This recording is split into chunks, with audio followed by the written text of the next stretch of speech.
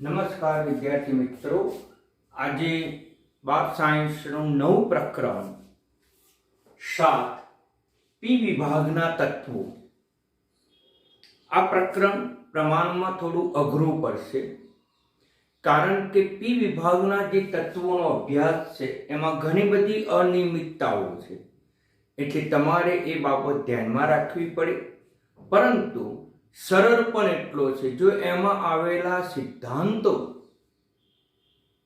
જો તમે બરાબર યાદ રાખશો તો આ પ્રકરણ અઘરું નહીં પડે, સરળ પડશે. આ પહેલા આપણે આધુનિક આવર્ત કોષ્ટકની કેટલીક રૂપરેખા ઝડપથી આપણે અભ્યાસ કરી લઈએ. જે અગિયાર સાયન્સમાં તમે અભ્યાસ તો કર્યો છે, છતાં પણ એ જરૂરી છે આ પ્રકરણ માટે, અને એમાંય ખાસ કરીને પી વિભાગના તત્વોનો અભ્યાસ માટે આ જરૂરી છે. તો આધુનિક આવર્ત કોષ્ટકમાં 7 આવર્તો આવેલા છે. આવર્તની રચના એ કક્ષાને આધારે નક્કી કરીએ છીએ, જેને મુખ્ય ક્વોન્ટમ અંક તરીકે ઓળખવામાં આવે. યાની કે મુખ્ય ક્વોન્ટમ અંક એટલે જ કક્ષા અને એટલે જ આવર્ત. સમૂહ 18 સમૂહો છે. એ 18 સમૂહો એ કક્ષકને આધારે નક્કી કરેલા છે. 3 કક્ષકો એસપીડી ને આધારે નક્કી કરેલા છે. એફ કક્ષકને સ્થાન આપવામાં આવ્યું નથી. એસ માં 2, પી માં 6 અને ડી માં 10, એમ કુલ 18 સમૂહો મેં પાટિયા ઉપર દર્શાવ્યા છે. આમ આખા આવર્ત કોષ્ટકને 4 જૂથમાં વિભાજિત કરવામાં આવે છે. એસ જૂથ, તો એસ જૂથ આ બાજુ આવેલું છે. એસ માં વધુમાં વધુ 2 જ ઇલેક્ટ્રોન સમા, એટલે એસ જૂથમાં 2 જ સમૂહો આવેલા છે. ત્યાર પછી પી જૂથ. પી જૂથ, તો પી જૂથમાં 6 સમૂહો. કેમ 6 સમૂહો? કે પી માં વધુમાં વધુ 6 ઇલેક્ટ્રોન છે, માટે 6 સમૂહ. ડી ની અંદર 10 સમૂહો છે, પરંતુ ડી નો સમૂહ મેં દોર્યા નથી, કારણ કે ડી નો અભ્યાસ સમૂહમાં કરવામાં આવતો નથી. ડી અને એફ જૂથનો જે અભ્યાસ છે એ સમૂહમાં કરવામાં આવતો નથી. એનો આવર્તમાં યાની કે શ્રેણીમાં આપણે એનો અભ્યાસ કરવામાં આવે. આવર્ત યાની કે શ્રેણીમાં એનો પણ આપણે અભ્યાસ આના પછીના પ્રકરણોમાં કરવાનો છે. આ આધુનિક આવર્ત કોષ્ટકને 4 જૂથ, એસ જૂથ, પછી ડી જૂથ, પછી પી જૂથ અને ત્યાર પછી એફ જૂથમાં વર્ગીકરણ કરવામાં આવે છે.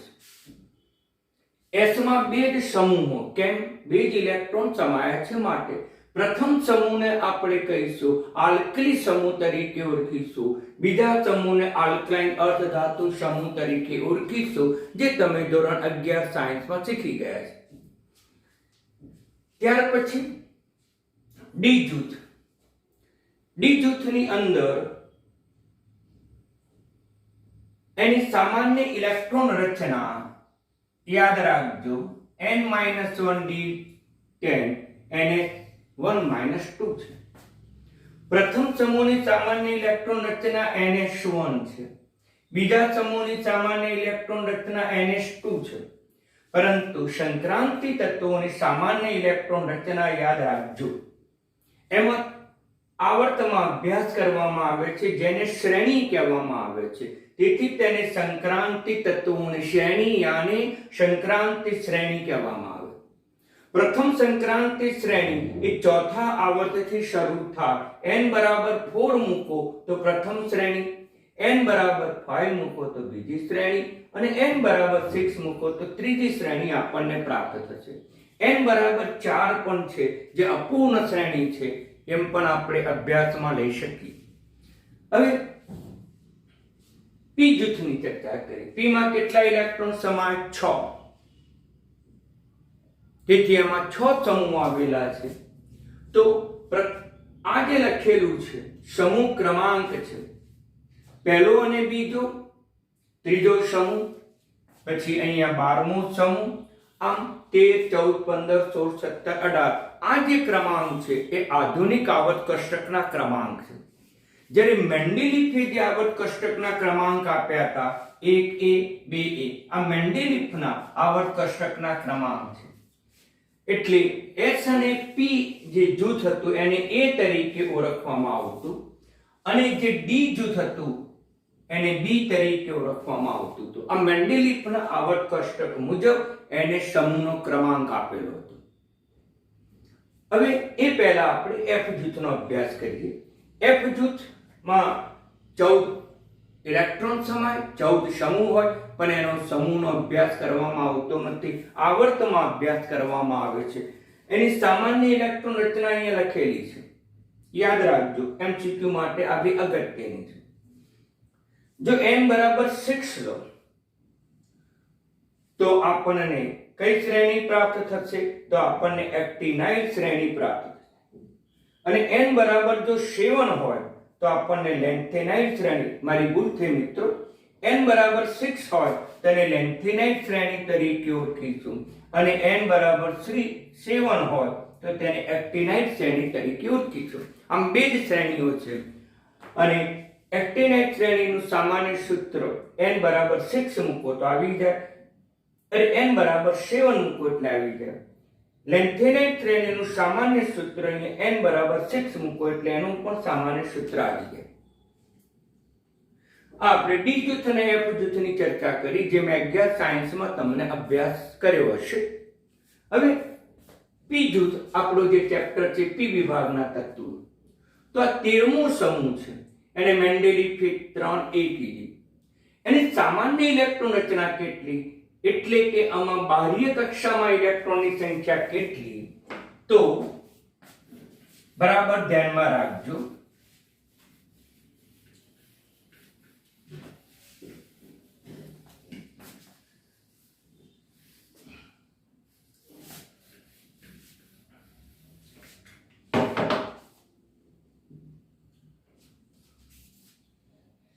પી જૂથના તત્વોમાં સમૂહમાં બાહ્ય ઇલેક્ટ્રોન સંખ્યા બે રીતે નક્કી કરી શકાય. સમૂહ ક્રમાંકમાંથી 10 બાદ કરો અથવા તો મેન્ડેલિફના આવર્ત ક્રમાંક અથવા મેન્ડેલિફના સમૂહ ક્રમાંક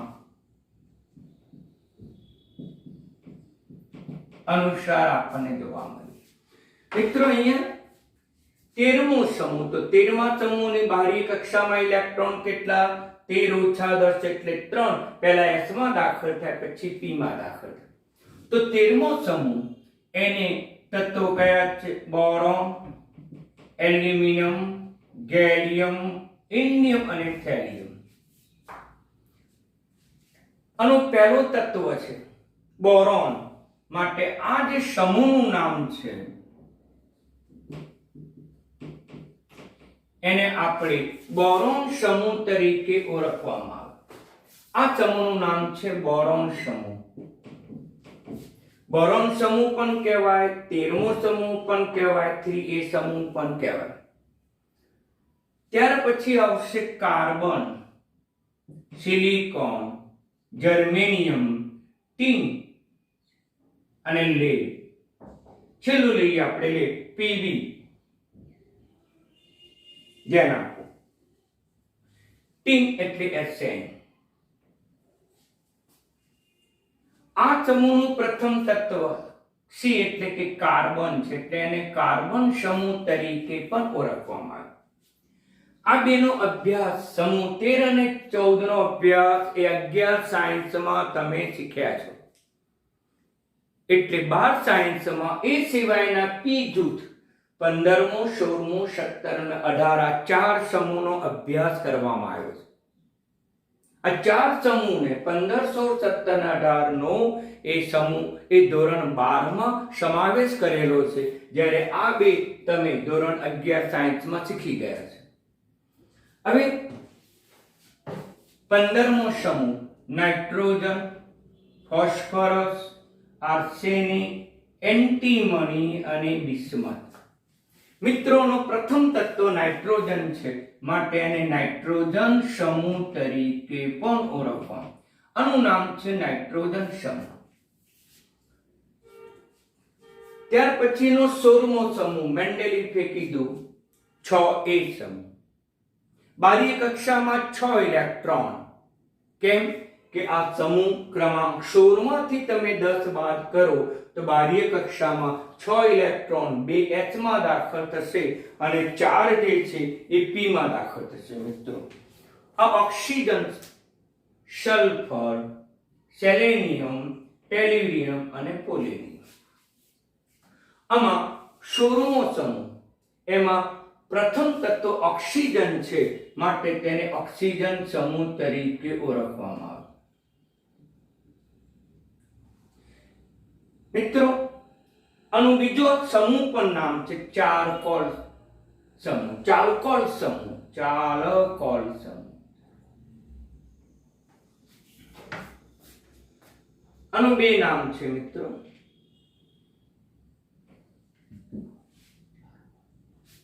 અહીંયા લખું છું. એક નામ છે ઓક્સિજન સમૂહ અને બીજું નામ છે ચાલ્કોજન સમૂહ.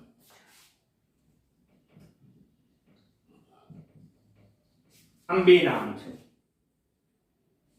હવે 17મો સમૂહ ફ્લોરીન, ક્લોરીન, બ્રોમીન, આયોડીન અને એસ્ટેસ્ટિન.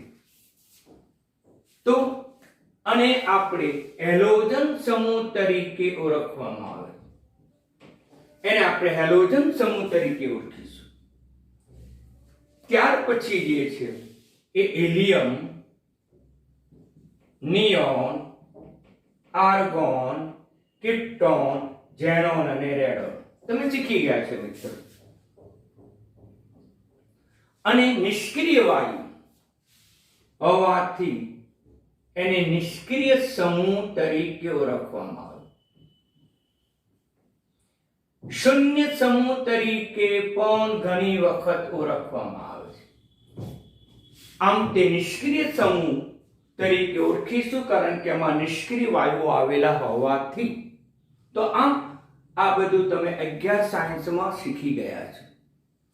હવે મિત્રો આમાં સમૂહ ક્રમાંક યાદ રાખવો બિલકુલ સરળ છે કે તમને પ્રથમ તત્વનો પરમાણુ ક્રમાંક તો આવડવો જોઈએ. જેમ કે અહીંયા 5, 6, 7, 8, 9 અને 10. પરંતુ ત્યાર પછીના તત્વોનો પરમાણુ ક્રમાંક યાદ રાખવો હોય તો સમૂહનો પરમાણુ ક્રમાંક યાદ રાખવાની પદ્ધતિ છે 8, 18, 18, 32 અને 32. ત્યાર પછી ક્રમશઃ ઉમેરતા જવાનું. બોરોનનો પરમાણુ ક્રમાંક 5 છે, તો પછી એલ્યુમિનિયમનો પરમાણુ ક્રમાંક ખબર જ હોય. કેટલા ઉમેરવાના? તો તેમાં 8 ઉમેરવાના. એટલે આપણને કેટલા જવાબ મળે? 8 ને 5 13. ત્યાર પછી જર્મેનિયમનો જો ગણવો હોય તો આપણે 18 ઉમેરી દેવાના. 18 ઉમેરો તો આપણને કેટલા જોવા મળે? 31.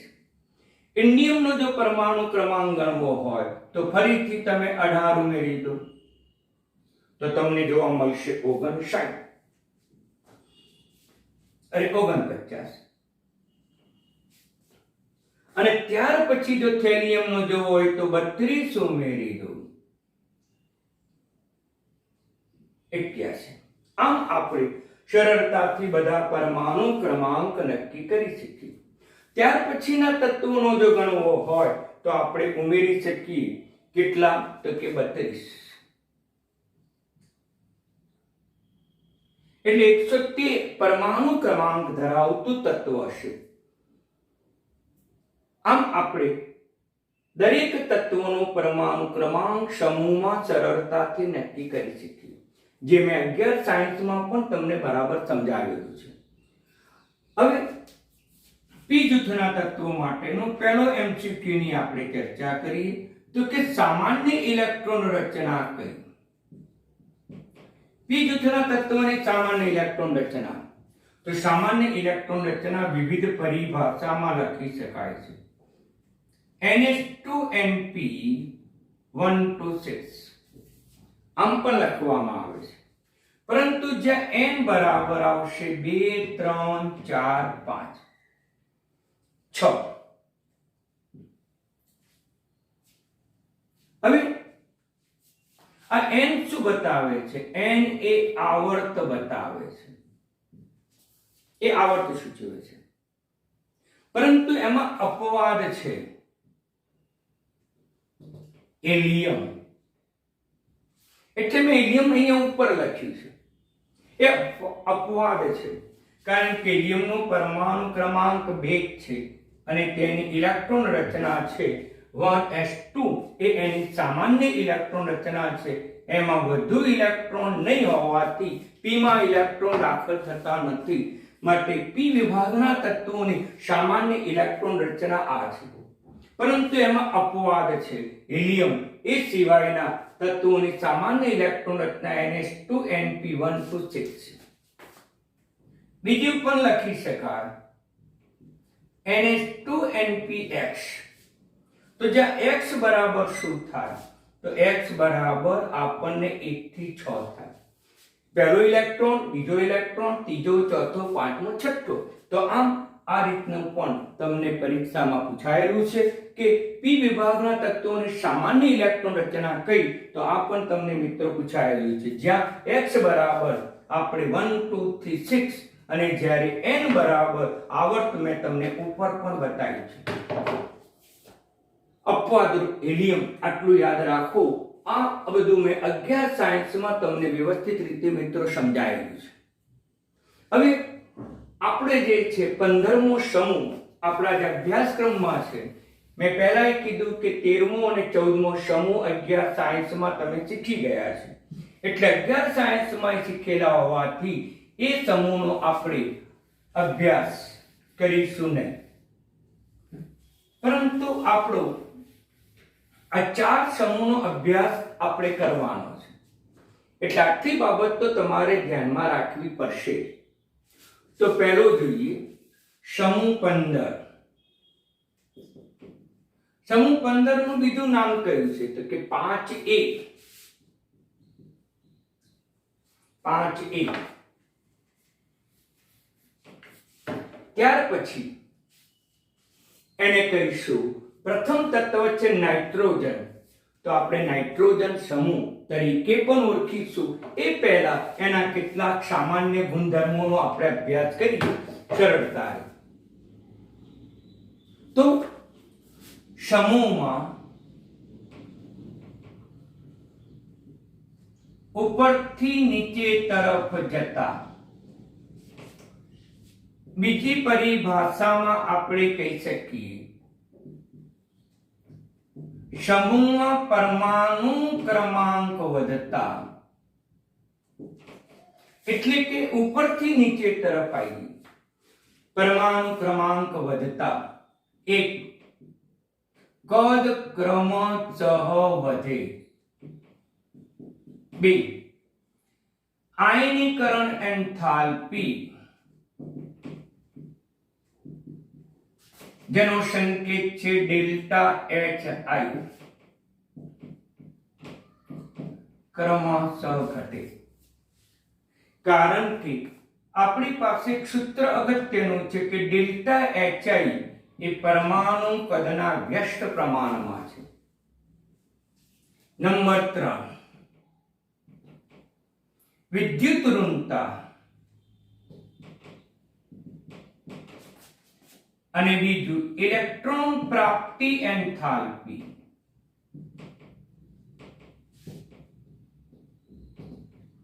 ક્રમશઃ વધે. આ પણ આપણે શીખી ગયા છે. અગત્યનું છે, ધ્યાન આપવું કે ઋણ ઓક્સિડેશન આંકની સ્થિરતા ઘટે.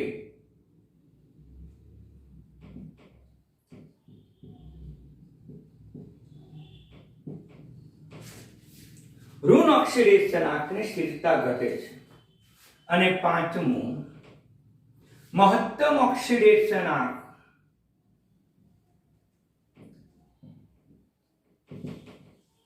સ્થિરતા પણ ઘટે છે.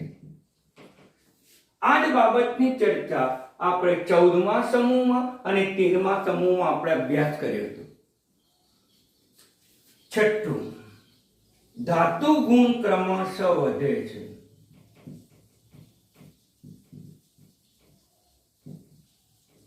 धातु गुण क्रमशः વધે, अधातु गुण घटे.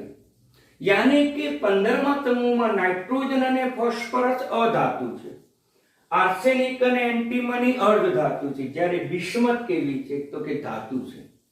આમ સમૂહમાં આટલી બાબતો તમારે ધ્યાનમાં રાખવાની. આ અગત્યની છે. ઋણ ઓક્સિડેશન આંકની સ્થિરતા ઘટે છે, મહત્તમ ઓક્સિડેશન આંકની સ્થિરતા પણ ઘટે છે, ધાતુ ગુણ વધે છે, અધાતુ ગુણ ઘટે છે. આમ આપણે આટલી બાબતો તો તમારે સામાન્ય બાબતો છે તે દરેક સમૂહમાં ધ્યાનમાં રાખવી પડશે.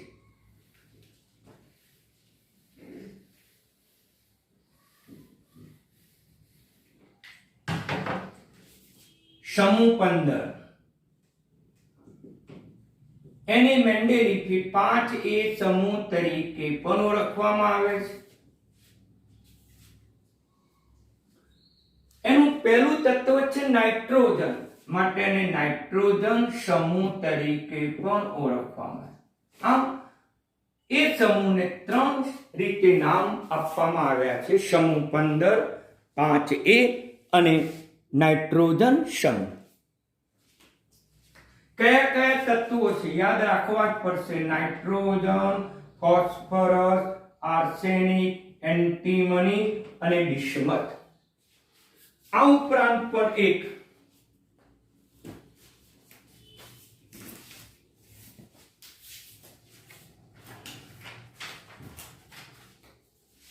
નવો તત્વની પણ શોધ થઈ છે આ સમૂહમાં.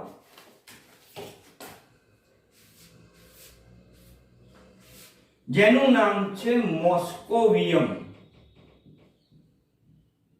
મિત્રો એનું નામ છે મોસ્કોવિયમ. સંજ્ઞા છે MC. Nitrogen, phosphorus, arsenic, antimony, bismuth અને મોસ્કોવિયમ. બરાબર ધ્યાન આપજો. અણુ પરમાણુ ક્રમાંક 7. તો ત્યાર પછીના તત્વોનો પરમાણુ ક્રમાંક આવડે 8 ઉમેરી દો. 8, 18, 32 ને 32. આમાં મેં તમને સમજાવ્યું તે મુજબ આમાં તમે 8 ઉમેરો એટલે 15 થશે. હવે તમે 18 ઉમેરો એટલે 33 થશે. હવે પછી તમે 18 ઉમેરો એટલે 51 થશે. હવે તમે 32 ઉમેરો એટલે 83 થશે. હવે અણુ પરમાણુ ક્રમાંક જો નક્કી કરવો હોય તો ફરીથી 32 ઉમેરો એટલે 3 ને 2 5, 8 ને 3 11, 115 પરમાણુ ક્રમાંક થશે. તો આ રીતે પરમાણુ ક્રમાંક સરળતાથી નક્કી કરી શકો. અને ઇલેક્ટ્રોન રચના પણ આપણે સરળતાથી નક્કી કરી 7 1s2 2s2 2p3. આ બાહ્ય કક્ષા છે, બીજી છે. મુખ્ય ક્વોન્ટમ અંક બીજો છે. બાહ્ય કક્ષામાં 3 ને 2 5 ઇલેક્ટ્રોન, 5A સમૂહ અને સમૂહની બાહ્ય કક્ષામાં કેટલા ઇલેક્ટ્રોન હમણાં સૂત્ર બતાવ્યું તે મુજબ સમૂહના પરમાણુ ક્રમાંકમાંથી 10 બાદ કરો 5. ફોસ્ફરસ એટલે neon 10 3s2 3p3. Arsenic argon 18 4s2 4p3. કારણ કે ચોથી મુખ્ય ક્વોન્ટમ અંક આવર્ત આવે 2 3 4. હવે આ ઇલેક્ટ્રોન રચના જુઓ. 18 ને 2 20 ને 3 23. ઇલેક્ટ્રોન ગોઠવવા જોઈએ 33 પણ ગોઠવાયા 23. 10 બાકી રહ્યા એટલે ડી કક્ષકમાં દાખલ થાય એ ડી કક્ષક આના કરતા ઓછો ક્વોન્ટમ નંબર ધરાવે સિલિકોન. એન્ટીમની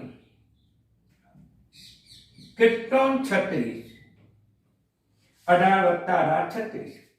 હવે આના પછી નો ક્વોન્ટમ નંબર આવે 5s2 5p3. તો 36 37 37 41 ઇલેક્ટ્રોન ગોઠવાયા. ગોઠવવા જોઈએ 51, 10 બાકી રહ્યા તો ક્યાં દાખલ થાય તો કે ડી કક્ષકમાં, પરંતુ આમાં કઈ ડી કક્ષક આના કરતા એક ક્વોન્ટમ નંબર ઓછો હોય તેવી ડી કક્ષક, એટલે આપણે લખીશું 4d10. બિસ્મથ લઈએ, ઝેનોન. ઝેનોનનો પરમાણુ ક્રમાંક છે 54.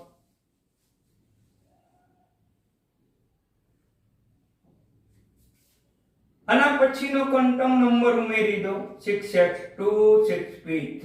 સામાન્ય ઇલેક્ટ્રોન રચના તો સરખી જ છે, તો આપણે કેટલા ઇલેક્ટ્રોન ગોઠવ્યા? 54 ઇલેક્ટ્રોન. 56 56 57 59 ગોઠવવા જોઈએ ત્યાંથી, ગોઠવાયા 59. તફાવત કેટલાનો રહ્યો? તો તફાવત આપણને મિત્રો 10 નો રહ્યો. બિસ્મથ ત્યાંથી 54 55 56 57 58 59 4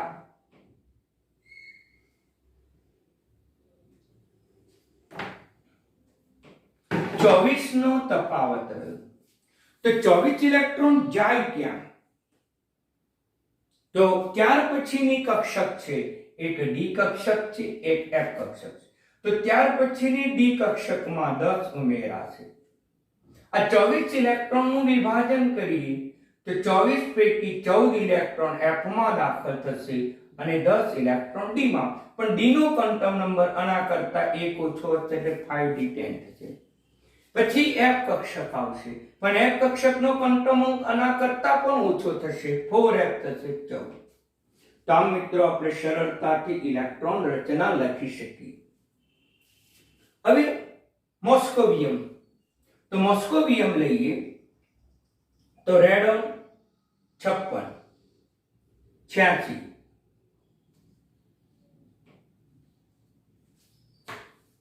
આમાં 32 ઉમેરો એટલે 86 થાય. બાહ્ય કક્ષા 7મી આવશે, મુખ્ય ક્વોન્ટમ અંક 7મો આવશે. કેટલા ગોઠવાયા? 86 87 88 89 91 ગોઠવાયા. ગોઠવવા જોઈએ 115, 24 બાકી રહ્યા અને 24 મિત્રો બાકી રહ્યા એટલે ફરીથી એફ અને ડી કક્ષક ધ્યાનમાં લેવી પડે. તો ડી કક્ષક લખી, પણ આના કરતા આગળ ક્વોન્ટમ નંબર ઓછો લખવાનો. એફ કક્ષક લખી, આના કરતા ઓછો લખવાનો. તો આ રીતે તમે એની ઇલેક્ટ્રોન રચના સરળતાથી મિત્રો યાદ રાખી શકો. પરંતુ આ રીતે મેં તમને યાદ રાખવાની પદ્ધતિ સમજાવી. સામાન્ય ઇલેક્ટ્રોન રચના કેટલી? તો અહીંયા બાહ્ય કક્ષા જે છે એ NH2 NP3 એ બાહ્ય કક્ષામાં દરેક વખતે આ જ ઇલેક્ટ્રોન રચના આપણને જોવા મળે. એટલે સમૂહમાં ઇલેક્ટ્રોન રચના લખો તો પ્રથમ તત્વની ઇલેક્ટ્રોન રચના લખ્યા પછી મુખ્ય ક્વોન્ટમ અંક વધારતા જવાનો અને મુખ્ય ક્વોન્ટમ અંક અને આપણે લખેલા આ ઊંડા વાયુ નિષ્ક્રિય તત્વોના ઇલેક્ટ્રોનનો સરવાળો કરવાનો. તફાવત ધ્યાનમાં રાખવાનો. અહીંયા 18 ને 20 ને 3 23 ગોઠવવાના છે 33. 10 નો તફાવત તો ડી માં દાખલ કરવા, પણ એનો ક્વોન્ટમ નંબર આ બાહ્ય કક્ષાના ક્વોન્ટમ નંબર કરતા ઓછો કરી દેવાનો. જો 24 ઇલેક્ટ્રોન ખૂટતા હોય તો ડી માં દાખલ કરવાનો અને એફ માં પણ દાખલ કરવાનો. આમ તમે સરળતાથી ઇલેક્ટ્રોન રચના નક્કી કરી શકો. હવે ઉપરથી નીચે તરફ જાઓ તેમ ધાતુ ગુણ વધે. મિત્રો નાઇટ્રોજન અને ફોસ્ફરસ અધાતુ તત્વો છે, જ્યારે આર્સેનિક અને એન્ટીમની એ અર્ધ ધાતુ તત્વો છે. જ્યારે બિસ્મથ જે છે એ બિસ્મથ ધાતુ તત્વ છે. જ્યારે આ મોસ્કોવિયમ એ રેડિયો સક્રિય તત્વ છે.